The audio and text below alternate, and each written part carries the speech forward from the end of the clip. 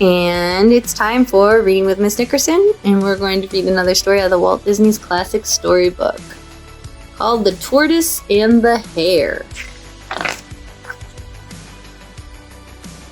It was the day of the big race. All the forest folk were there to watch, for Pokey Old Tortoise was to race cocky, speedy Max Hare. The tortoise did not look like much of a racer. In fact, many of the animals thought he didn't stand a chance against Max Hare. The contestants came out, shook hands, and crouched at the starting line. 1, 2, 3! And the starter's gun barked. Away streaked Max Hare. But where was the tortoise? He was spinning round and round on his shell.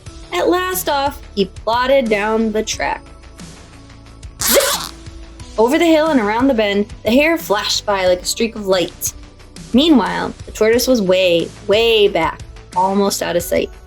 Cocky Max Hare decided he could take time out for a nap. When the tortoise plodded by, Max Hare was still asleep.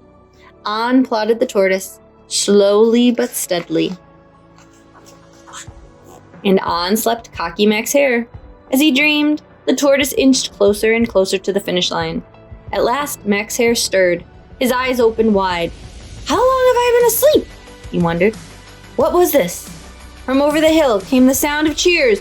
Could it be? The tortoise was on the home stretch. The animals in the crowd could not believe their eyes. But wait! Over the hill came a streak of light. It was Max Hare. Now the tortoise really hurried.